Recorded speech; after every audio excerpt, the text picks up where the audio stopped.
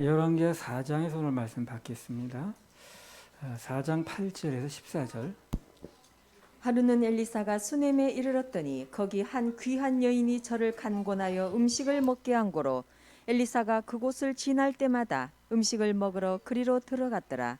여인이 그 남편에게 이르되 항상 우리에게로 지나는 이 사람은 하나님의 거룩한 사람인 줄을 내가 아노니 우리가 저를 위하여 작은 방을 담 위에 짓고 침상과 책상과 의자와 촛대를 진설하사이다. 저가 우리에게 이르면 거기 유하리이다 하였더라. 하루는 엘리사가 거기 이르러 그 방에 들어가서 누웠더니 자기 사환 게하시에게 이르되 이 수넴 여인을 불러오라. 곧 부름에 여인이 그 앞에 선지라. 엘리사가 자기 사환에게 이르되 너는 저에게 이르라. 내가 이같이 우리를 위하여 생각이 주밀하도다.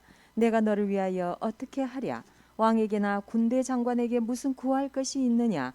여인이 가로되 나는 내 백성 중에 거하나이다 하니라. 엘리사가 가로되 그러면 저를 위하여 무엇을 하여야 할꼬. 게하시가 대답하되 참으로 이 여인은 아들이 없고 그 남편은 늙었나이다. 자기도 정성을 다해서 중심을 가지고 주의 종인 엘리사를 대접을 하려고 했는데 수넴 여인이 그렇죠. 그랬더니 엘리사가 이렇게 얘기를 했습니다. 그 수넴 여인을 향하여 저를 위하여 뭘 좀 할꼬 라고 말을 했어요. 그러니까 오늘날도 이 수넴 여인처럼 주의 종의 마음을 편하게 하는 거라고 그랬지, 지난주에. 이렇게 중심을 다해서 하려고 하는 사람들에게는 하나님께서 이렇게 물어보시는 거예요. 저를 위해서 뭘 좀 해줄까? 라는 생각을 한다는 겁니다. 수지 많은 위치에 올라가는 거예요. 지난번 그 열왕기상 17장 우리 말씀 들을 때도 사르밧 과부가 그 주의 종인 엘리야, 그 엘리사 선생이죠. 그 대접했지 않습니까? 그렇죠? 엄청난 걸 다시 받았지 않습니까? 원리가 같아서 그래요. 원리가 같은 겁니다. 시대는 달라져도, 인물은 달라져도, 환경은 달라도 원리는 같습니다. 물론 주의 종을 대접한다 그러니까 돈을 들여서 뭘 산다라든가 비싼 음식을 대접하라는 그런 말 이상의 것이 들어 있어요, 여기는요. 예, 지난번에도 얘기했듯이 중요한 것은 그 주의 종이 그의 일을 하는데 마음을 이제 행복하게 해주는 거예요. 기쁘게 해주는 겁니다. 그래서 그 가정을 위해서 근심이 아닌 축복을 하게 하는 거죠. 저 가정만 생각하면 나 근심이 되네 하는 게 아니고, 저 가정만 생각하면 굉장히 그 마음이 기뻐지고 또 뭔가 좀 플러스 기도를 해주고 싶고, 그렇게 이제 그게 중요하다는 거예요. 그렇게 되면 이제 복이 오게 돼 있어요. 목사에게 잘해라 그런 말이 아니고 성경에 나온 대로 이제 원리를 이야기를 하는 것입니다. 자, 그럼 지금부터 하나님께서 수넴 여인에게 주신 복을 많이 얘기한 거지만 본문이 나왔으니까 다시 한번 보도록 하겠습니다. 열왕기하 4장 16절. 엘리사가 가로되 돌이 되면 내가 아들을 안으리라. 여인이 가로되 아니로소이다. 내 주 하나님의 사람이여 당신의 계집종을 속이지 마옵소서 하니라. 이게 주의 종을 대접을 하고 또 마음을 편하게 해준 그 수넴 여인에게 하나님께서는 아들, 즉 후사 약속을 해주셨어요. 그러니까 중요한 건 뭐냐면 주의 종이 보기에 아주 까탈스러운 사람이 되지 말고 편한 사람이 되는 게 매사에 좋습니다. 그래서 스스로 생각해 볼 때 나는 좀 까탈스러운 사람이다 그렇게 하지 말고 편하게 대할 수 있는 그런 입장이 되면 그게 이제 많은 걸 내게로 가져오게 합니다. 그게 결국 이제 주님을 편안하게 해드리는 것이고요. 오늘 또 수넴 여인처럼 또 사르밧 과부처럼 기적의 주인공이 된 그 비결이 그겁니다. 주의 종의 마음을 편하게 해주는 거. 그게 최고로 귀한 대접이고 진짜 대접이에요. 그게 진짜 대접입니다. 비싼 돈 들여서 이렇게 밥을 산다라든가 그런 것보다 더 큰 대접이 마음을 편하게 해주는 것입니다. 히브리서 13장 17절. 너희를 인도하는 자들에게 순종하고 복종하라. 저희는 너희 영혼을 위하여 경성하기를 자기가 회개할 자인 것 같이 하느니라. 저희로 하여금 즐거움으로 이것을 하게 하고 근심으로 하게 말라. 그렇지 않으면 너희에게 유익이 없느니라. 너희를 인도하는 자들이 즐거움으로 이것을 하게 하고 근심으로 하게 하지 말라는 거예요. 만약 그 사람이 근심을 하게 되면 너희에게 유익이 없다. 이 말씀대로라면 주의 종이나 또는 사역자의 마음을 편하게 하는 것은 결국 누굴 위한 거라는 거예요? 너희 유익이라고 하죠. 너희 유익. 너희 한마디로 나를 위한 거라는 거예요. 오늘 이 말씀을 듣는 모든 분들은 예배 시간에 우선 좋은 표정부터 가지시기 바랍니다. 그게 돈 한 푼 안 드리고도 주의 종의 마음을 아주 편안하게 하는 거예요. 그리고 미천 안 드리고 복 받는 비결입니다. 하나님 앞에 늘 좋은 표정을 하면 하나님께서도 그걸 귀한 대접을 받으신 것으로 간주하십니다. 큰 축복으로 갚아주세요. 그래서 뭐든지 대접하는 마음을 가지면 좋은 것인데 특히 주님 또 님을 대원해서 사역하고 있는 주의 종들을 대접하는 마음을 가지면 좋은 일이 있어요. 창세기 18장에서도 보면 아브라함이 하나님을 이제 대접했죠. 천사 둘하고 꼭 거기도 무슨 약속이 주어지던가요? 후사 약속이 주어지잖아요. 그래서 참 하나님은 그 대접에 약하신 것 같아요. 열왕기하 4장 8절에서 11절. 하루는 엘리사가 수넴에 이르렀더니 거기 한 귀한 여인이 저를 간곤하여 음식을 먹게 한 고로 엘리사가 그곳을 지날 때마다 음식을 먹으러 그리로 들어갔더라. 여인이 그 남편에게 이르되 항상 우리에게로 지나는 이 사람은 하나님의 거룩한 사람인 줄을 내가 아노니 우리가 저를 위하여 작은 방을 담 위에 짓고 침상과 책상과 의자와 촛대를 진설하사이다. 저가 우리에게 이르면 거기 유하리이다 하였더라. 하루는 엘리사가 거기 이르러 그 방에 들어가서 누웠더니 그때 여러 번 이제 인용한 얘기긴 합니다만 본문에 또 오늘 언급이 됐으니까 한 번 더 보고 넘어가겠습니다. 이 성경이라는 게 원래 그래요. 전혀 새로운 얘기를 하는 게 아니에요. 같은 얘기를 반복해서 함으로 말미암아 우리 마음에 새기게 하는 거예요. 그게 목적입니다. 자꾸 새로운 지식을 자꾸 쌓아가는 게 아니에요. 그런 목적이 아니고 이야기를 자꾸 폐부에 새기게 만드는 겁니다. 예를 들어서 야구 선수라든가 농구 선수라든가 똑같은 동작을 자꾸 무한 반복하죠. 그 사람 공을 던질 줄 모르는 게 아니에요. 반복해서 하면서 자기 몸에 배게 하겠다는 거거든요. 그래서 순간적인 실전에서 쓰게 하겠다는 거거든요. 그런 목적입니다. 그래서 머리로 들어간 말씀은 형편을 이기질 못해요. 그러나 가슴에 새겨진 말씀은 형편을 능히 이깁니다. 근데 그것을 반복해 들어야 된다는 거예요. 그래야 머리에서 어디로 들어갑니까? 가슴으로 내려갑니다. 여기 거리는 얼마 안 되는데요. 여기서 여기 내려가는데 엄청 오래 걸리는 사람이 있어요. 평생 안 되다 죽을 때까지 안 되는 사람도 있어요. 머리에서 요 가슴 내려가는 게 긴 게 아니거든. 근데 그렇게 오래 걸려요. 여기. 수없이 들어서 어느 순간 이제 가슴으로 내려가는 거예요. 그러면 이제 그때 위력이 나타나요. 가슴으로 내려가서 심겨진 말씀은 위력이 나타납니다. 머리에 있는 말씀은 환경을 이기질 못해요. 그래서 가슴으로 내려가는 작업을 하다 보니까 반복해서 얘기를 하는 거예요. 이게. 열왕기하 4장 9절 10절 다시 읽어보세요.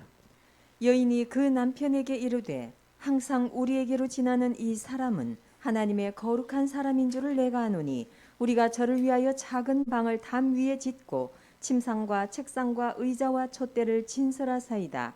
저가 우리에게 이르면 거기 유하리이다 하였더라. 여기 보니까 수넴 여인이 자기 남편에게 주의 종인 엘리사를 위해서 그 담 위에 무슨 집을 지어놓고 그 다음에 간단한 생활용품 뭐 책상이라든가 뭐 의자, 촛불 이런 거 생활용품을 넣어주고 주의 종인 엘리사가 거기 상주하는 게 아니고 오다 가다가 좀 쉴 수 있도록 해주자. 그렇게 이제 제안을 했어요 남편한테. 그 남편이 허락했어요 안 했어요? 뭘 보고 알아요?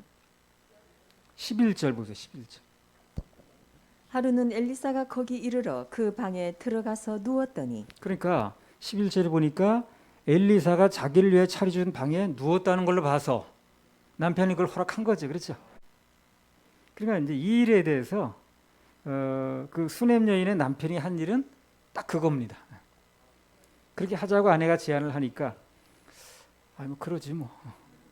그러지 뭐. 그거밖에 한 게 없어요. 그거 외에는 뭐 남편이 뭘 했다는 얘기 없어요. 그렇죠? 그 부인이 이렇게 제안을 하니까 남편이 뭐 그러지 뭐. 근데 중요한 건 뭐냐면 그 뒤에 많은 일들이 일어났는데 그 모든 혜택은 같이 받더라는 거예요. 이게 중요합니다.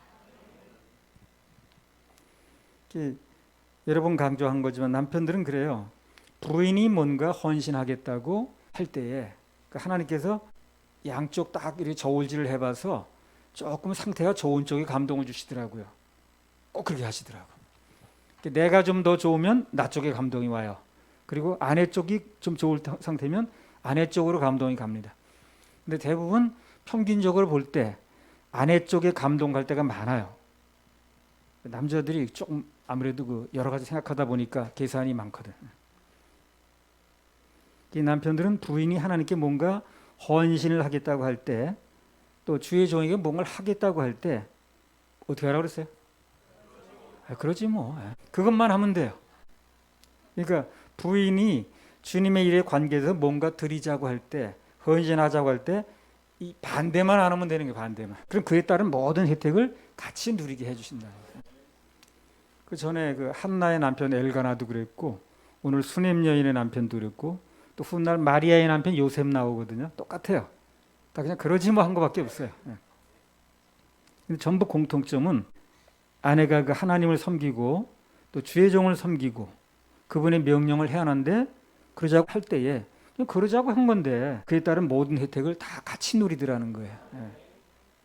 그래서 말이 나왔으니까 한번 더 보겠습니다. 사무엘상 1장 21절부터 23절. 그 사람 엘가나와 그 온 집이 여호와께 매년제와 그 서원제를 드리러 올라갈 때에 오직 한나는 올라가지 아니하고 그 남편에게 이르되 아이를 젖대거든 내가 그를 데리고 가서 여호와 앞에 회개하고 거기 영영이 있게 하리이다. 그 남편 엘가나가 그에게 이르되 그대의 소견에 선한 대로 하여 그를 젖대기까지 기다리라. 오직 여호와께서 그 말씀대로 이루시기를 원하노라.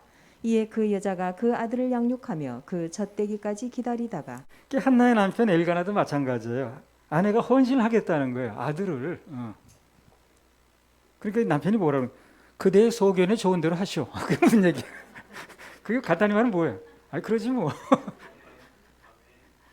그거밖에 한 게 없어요. 이 엘가나는 그대 소견대로 좋은 대로 하시오 그랬죠, 그죠? 그게 바로 그거예요. 당신 마음대로 해 그냥. 뭐 좋은 대로 해 그냥. 그밖에 특별히 한 게 없는데 하나님께서 어떻게 해주셨는가? 그게 또 다 나와 있어요 성경에. 사무엘상 1장 1절. 에브라임 산지 라바다임 소빔에 에브라임 사람 엘가나라 하는 자가 있으니 그는 여로함의 아들이요 엘리후의 손자요 도후의 증손이요 숲의 현손이더라. 그러니까 이게 뭐냐면은 대가 어떻게 되냐면요. 아들, 손자, 증손, 현손이 고손이거든요. 그러니까 일가나를 기준에 볼 때 그 고조까지 드러내는 거예요. 하나님께서. 그래서 이름을 내니까 명성이거든 그게. 명성을 놓게 하시더라는 거예요. 고조까지. 우리 보통 고조가 누군지 기억도 못하잖아요. 고조가 누군지 기억도 못해. 할아버지까지나 기억하지. 증조만 가도 잘 기억을 못해. 근데 이건 뭐 고조까지 하나님께서 기록을 해놓으신 거예요. 이 성경이 그냥 있는 한 없어지지 않는 이 계속 나오는 거예요. 이게. 그만하면 충분한 거 아닌가요? 그러면 오늘 주인공인 수넴 여인의 남편은 무슨 복을 받았는가? 열왕기하 4장으로 돌아갑니다. 4장 14절에서 17절. 엘리사가 가로되 그러면 저를 위하여 무엇을 하여야 할꼬? 게하시가 대답하되 참으로 이 여인은 아들이 없고 그 남편은 늙었나이다. 가로되 다시 부르라. 부름에 여인이 문에 서니라. 엘리사가 가로되 돌이 되면 내가 아들을 안으리라. 여인이 가로되 아니로소이다. 내 주 하나님의 사람이요 당신의 계집종을 속이지 마옵소서 하니라. 여인이 과연 잉태하여 돌이 돌아오매 엘리사의 말 한 대로 아들을 낳았더라. 그래서 이 집에 아들이 없었어요. 뭐 괜찮게 사는 집 같은데 늙어서 자녀를 가질 수가 없는 거라. 근데 자녀를 주겠다 그랬어요. 그럼 늙어서 지금 자녀를 갖게 됐는데 그럼 부인만 기쁘냐는 거죠 이게. 그렇지 않겠죠. 자녀를 갖게 됐는데 남편도 당연히 기쁜 겁니다. 그래서 같이 받는다는 얘기라는 거예요. 그 뒤에 보면 그 아들이 또 죽었어요. 그 밭에서 뭐 이렇게 있다가 골이 아프다 그러더니 뭐 뇌염으로 죽었는지 하여튼 죽었습니다. 그 문제는 또 어떻게 해결이 됐는가? 열왕기하 4장 32절에 37절. 엘리사가 집에 들어가 보니 아이가 죽었는데 자기의 침상에 눕혔는지 들어가서는 문을 닫으니 두 사람뿐이라. 엘리사가 여호와께 기도하고 아이의 위에 올라 엎드려 자기 입을 그 입에 자기 눈을 그 눈에 자기 손을 그 손에 대고 그 몸에 엎드리니 아이의 살이 차차 따뜻하더라. 엘리사가 내려서 집 안에서 한번 이리저리 다니고 다시 아이 위에 올라 엎드리니 아이가 7번 재채기하고 눈을 뜨는지라. 엘리사가 게하시를 불러서 저 수넴 여인을 불러오라 하니 곧 부름에 여인이 들어가니 엘리사가 가로되 내 아들을 취하라. 여인이 들어가서 엘리사의 발 앞에서 땅에 엎드려 절하고 아들을 안고 나가니라. 자, 그래서 아들이 죽었었는데 그 죽었던 아들이 어떻게 됐습니까? 다시 살아났어요. 그러면 죽었던 아들이 살아나는데 엄마만 기쁘냐고 아버지도 같이 기쁜 거 아니야? 그러니까 죽었던 아들이 살아나는 기쁨을 같이 누리더라는 거예요. 같이 누리는 거예요. 부부니까. 수넴 여인의 남편은 별로 한 것도 없이 아내가 주의 종에게 뭔가 조그만 편의를 제공하자고 했을 때 그냥 그러자고 한 건데 나중에 엄청난 복은 같이 받더라는 겁니다. 또 있어요. 또 있습니다. 열왕기하 8장 1절에서 6절. 엘리사가 이전에 아들을 다시 살려준 여인에게 이르되 너는 일어나서 내 권속과 함께 거할 만한 곳으로 가서 거하라. 여호와께서 기근을 명하셨으니 그대로 이 땅에 7년 동안 임하리라. 여인이 일어나서 하나님의 사람의 말대로 행하여 그 권속과 함께 가서 블레셋 사람의 땅에 7년을 우거하다가 7년이 다함에 여인이 블레셋 사람의 땅에서 돌아와서 자기 집과 전토를 위하여 호소하려 하여 왕에게 나아갔더라. 때에 왕이 하나님의 사람의 사환 게하시와 서로 말씀하며 가로되 너는 엘리사의 행한 모든 큰 일을 내게 고하라 하니 게하시가 곧 엘리사가 죽은 자를 다시 살린 일을 왕에게 얘기할 때에 그 다시 살린 아이의 어미가 자기 집과 전토를 위하여 왕에게 호소하는지라. 게하시가 가로되 내 주 왕이여 이는 그 여인이요 저는 그 아들이니 곧 엘리사가 다시 살린 자니이다. 왕이 그 여인에게 물으매 여인이 고한지라. 왕이 저를 위하여 한 관리를 임명하여 가로되 무릇 이 여인에게 속한 것과 이 땅에서 떠날 때부터 이제까지 그 밭의 소출을 다 돌려주라 하였더라. 방금 읽은 내용에 보면 그 땅엔 7년 기근이 들었어요. 그러니까 이제 옆 나라로 피난을 갔습니다. 7년 후에 다시 돌아왔더니 땅의 소유권이 다른 사람에게 넘어갔는지 어쨌는지 하여튼 문제가 생겼어요. 소출도 하나도 건지지 못하고. 그러니까 이제 왕이 그 게하시를 통해서 전에 그 수넴 여인이 엘리사를 대접한 얘기를 듣게 됐습니다. 그랬더니 그 여인을 위해서 특별 관리를 임명했어요. 그러니까 한 사람의 그 일을 처리해 주라고 특별 관리를 임명을 해서 그 땅과 7년 동안의 소출을 다 보상을 해줬습니다. 7년 먹을 게 생겼어요. 그걸 위해서 관리까지 정해줬잖아요. 이게 왜 왕이 이렇게 엘리사를 신경을 쓰느냐 하면요. 당시 엘리사가 어떤 위치였냐면은 나중에 이 본문 또 언젠가 또 얘기할 겁니다. 적이 쳐들어오면은 엘리사가 미리 얘기를 하는 거예요, 왕한테. 적이 저쪽으로 옵니다, 지금. 그럼 미리 가서 방어를 하고 있는 거예요. 그리고 또 어디 아람 군대가 쳐들어오게 되면 어느 쪽에서 어떻게 들어올 겁니다. 어디다 진을 칠 겁니다. 언제 올 겁니다. 다 얘기를 먼저 하는 거야, 엘리사가. 그러니까 이 나라를 다 지키는 데 결정적인 지금 힘을 하는 거예요. 그래서 엘리사를 지금 왕이 신경을 안 쓸 수가 없는 거예요. 근데 그런 엘리사를 대접을 했다 그러니까 이제 관리까지 임명해가지고 그렇게 해주게 만드는 거예요. 엘리사가 그때 이제 나라의 하나의 그 자명고 역할을 할 때라. 그래서 그 역할을 하는 거야, 엘리사가. 그러니까 미리 쳐들어온다 그러면 어디 가서 방비하시오. 그러면 거기 한 번씩 거기 나타나는 거야. 그러니까 이 아람이 이길 수가 없는 거지. 그래서 엘리사를 이 왕이 대접을 할 수밖에 없는 거예요. 어떻게 좀 좋게 해주려 보니까 이제 그런 일이 있다 그러니까 이제 이 여자를 이제 해주는 거예요. 아무튼 어쨌든 간에 잃었던 재산을 다시 찾았다 이거예요. 그리고 소출도 7년 먹을 게 나왔어요, 지금 갑자기. 그러면 그 7년 나온 걸 먹으면 부인만 먹겠어요? 남편 보러 당신 먹지 마 그러겠어요? 그럴 리가 없죠. 다 같이 먹었을 겁니다. 같이 먹고 같이 누리고 땅 다시 찾고 재산 다시 찾으면 부인만 기쁘냐고. 남편도 다 같이 기쁜 겁니다. 그렇겠죠. 다시 한번 강조하면 남편들은 아내가 뭔가 헌신한다고 했을 때 그냥 그러지 뭐 그것만 잘하면 됩니다. 그럼 모든 혜택은 같이 누린다는 거예요. 그래서 아무튼 오늘 이 수넴 여인의 남편도 아내의 제안에 뭐 그러지 뭐 근데 이제 그 뒤에 하나님께서 그렇게 많이 갚아주셨다는 얘기라는. 이런 얘기를 왜 자꾸 들어야 되냐면 아까 말했죠. 머리로 아는 게 중요한 게 아니라 자꾸 반복해 들으면 마음에 새겨져요. 그게 머리는 그만 들어오라고 그래요. 그만 들어오라고 그러니까 이제 마음으로 가요. 그게 마음으로 새겨지면 들어간 말씀이 역사를 일으킵니다. 머리에 있는 건 환경을 이기지 못한다 그랬죠. 그래도 운동선수들이 자꾸 똑같은 동작을 반복하는 거예요. 뭐 야구 투수가 공을 던질 줄 몰라서 그럽니까? 계속해서 반복적으로 던져야 실전에서 써먹거든. 빌립보서 3장 1절. 정말로 나의 형제들아 주 안에서 기뻐하라. 너희에게 같은 말을 쓰는 것이 내게는 수고로움이 없고 너희에게는 안전하니라. 그 말씀이 바로 그 말씀입니다. 자꾸 들어서 마음에 새겨져야 안전하다는 거죠. 그렇죠? 예. 그래서 생활이 적용이 되거든. 생활에. 자, 열왕기하 4장 9절 10절. 여인이 그 남편에게 이르되 항상 우리에게로 지나는 이 사람은 하나님의 거룩한 사람인 줄을 내가 아노니 우리가 저를 위하여 작은 방을 담 위에 짓고 침상과 책상과 의자와 촛대를 진설하사이다. 저가 우리에게 이르면 거기 유하리이다 하였더라. 예. 그래서 이들 부부가 이제 처음에 하나님의 종에게 엘리사에게 제공한 건 조그만 방 하나, 겨우 사람이 하나 누울 정도로, 그리고 이제 누워야 되는 거 침상이 있어야 되겠죠. 침상, 그리고 뭘 좀 말씀을 봐야 되는 거 책상, 그리고 의자, 그리고 뭐 꼼꼼하니까 불을 켜야 되는 거 촛대, 그리고 음식 조금, 뭐 이런 거 이제 제공을 한 겁니다.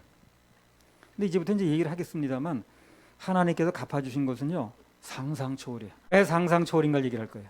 자, 열왕기하 4장 20절에서 22절. 곧 어미에게로 데려갔더니 낮까지 어미의 무릎에 앉았다가 죽은지라. 그 어미가 올라가서 아들을 하나님의 사람의 침상 위에 두고 문을 닫고 나와서 그 남편을 불러 이르되 청컨대 한 사환과 한 나귀를 내게로 보내소서. 내가 하나님의 사람에게 달려갔다가 돌아오리이다. 아이가 죽으니까 그 엄마가 죽은 아들을 어떻게 했습니까? 하나님의 사람, 즉 엘리사의 침상에 눕혔어요. 그리고 엘리사는 거기 현재 있는 게 아니니까 엘리사가 어디 있는지 거기까지 이제 쫓아가는 장면이 나중에 나옵니다.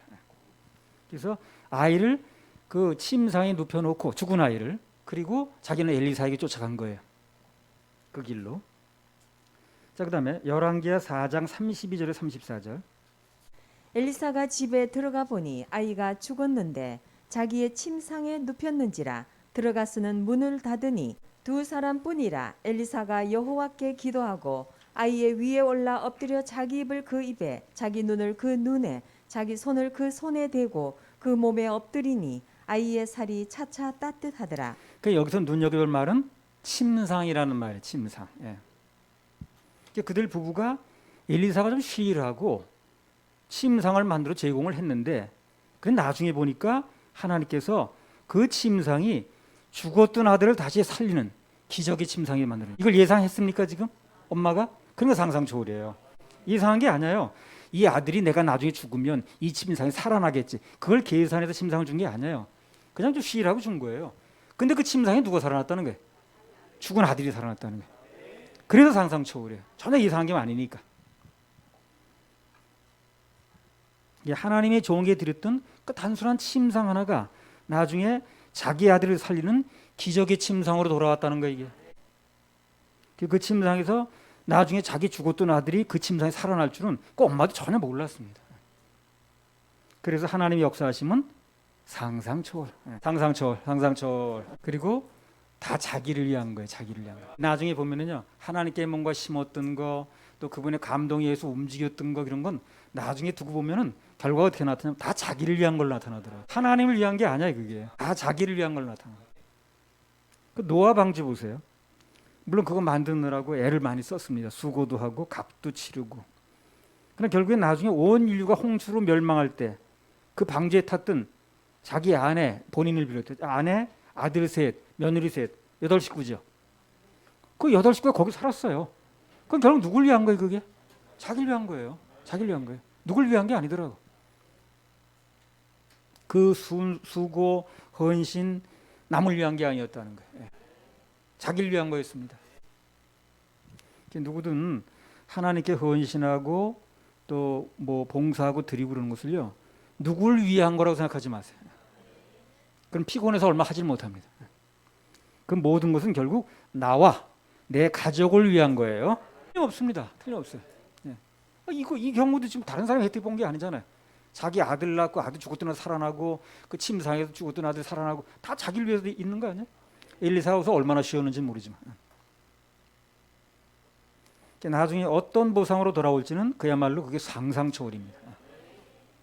그래서 방금도 얘기했듯이 주의 종에게 그 조그만 침상 하나 제공했던 게 그 아들을 살리는 침상으로 바뀔지 누가 알았냐고. 전혀 이상을 못했거든. 다시 한번 상상 초월. 요한복음 11장에서 그 나사로 가족도 마찬가지예요. 그 자주 들렸다 그러는데 예수님이 그 동생 마리아가 예수님 발에 향을 뿌렸죠, 그죠? 근데 그 이후로 무슨 일이 벌어졌어요? 죽었던 나사로가 살아났잖아요. 그러니까 뭘 드리면 살아나는 그런 역사가 있네, 그죠? 죽었던 오빠가 살아났고, 그리고 성경에 기록이 돼가지고 이미 수천 년 동안 지금 선전되고 있습니다. 그래서 그 결과로 여러분도 알고 나도 아는 게 그거를 그때가 언제인데, 근데 여태까지 그걸 우리 알고 있잖아요.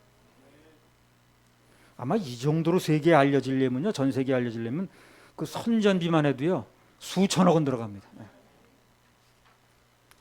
그 텔레비전에 황금 시간대는 불과 몇 초 선전하는데 몇십억씩 든다고 그래요. 근데 이걸 그냥 몇천 년을 두고 전 세계가 알게 만들었으니까 이게 뭐 선전비를 치게 되면 몇 수천억 들어갔을 거예요. 그러니까 하나님께 뭔가 헌신하는 거는요 절대로 악고하거나 망설일 필요가 없습니다. 전혀 손해 보는 게 아니에요. 손해 보는 게.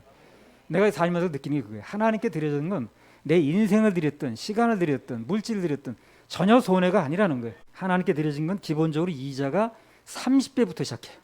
그래서 그것을 안 사람은 자기 삶 전체를 드릴 수도 있는 것입니다. 할렐루야. 하나님께 박수 올려드립니다. 자, 열왕기하 4장 13절에서 17절. 엘리사가 자기 사환에게 이르되 너는 저에게 이르라. 내가 이같이 우리를 위하여 생각이 주밀하도다. 내가 너를 위하여 어떻게 하랴. 왕에게나 군대 장관에게 무슨 구할 것이 있느냐. 여인이 가로되 나는 내 백성 중에 거하나이다 하니라. 엘리사가 가로되 그러면 저를 위하여 무엇을 하여야 할꼬. 게하시가 대답하되 참으로 이 여인은 아들이 없고 그 남편은 늙었나이다. 가로되 다시 부르라. 부름에 여인이 문에 서니라. 엘리사가 가로되 돌이 되면 내가 아들을 안으리라. 여인이 가로되 아니로소이다. 내 주 하나님의 사람이여 당신의 계집종을 속이지 마옵소서 하니라. 여인이 과연 잉태하여 돌이 돌아오매 엘리사의 말한 대로 아들을 낳았더라. 과연이란 말이 중요합니다. 과연.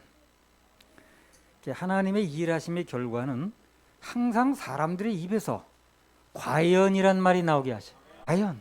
과연, 과연 하나님이십니다. 과연 주님이십니다. 과연 당신이십니다. 그런 말이 나오게 하셔요. 하나님이 일하심의 결과는 항상 결과 그렇습니다. 과연 하나님이십니다. 자, 민수기 13장 26절에서 27절.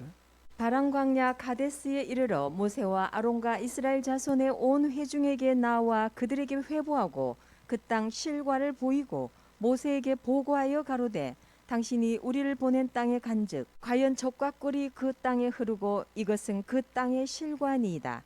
민수기 14장 6절에서 8절. 그 땅을 탐지한 자 중 눈의 아들 여호수아와 여분네 아들 갈렙이 그 옷을 찢고 이스라엘 자손의 온 회중에게 일러 가로되 우리가 두루 다니며 탐지한 땅은 심히 아름다운 땅이라. 여호와께서 우리를 기뻐하시면 우리를 그 땅으로 인도하여 들이시고 그 땅을 우리에게 주시리라. 이는 과연 젖과 꿀이 흐르는 땅이니라. 하나님의 역사를 믿는 자는 결국 그 입에서 무슨 말이 나와요? 과연 그 소리가 나오게 하셔. 과연 정말 하나님이십니다.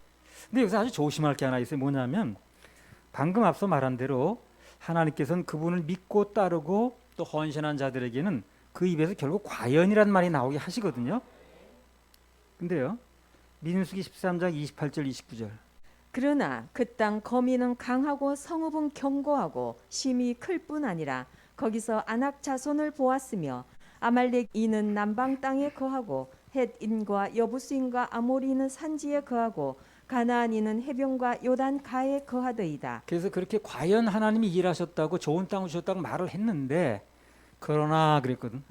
이 그러나 말이요 앞에 과연을 뒤집는 말이 돼버리는 거예요. 이런 문제가 되는 거예요.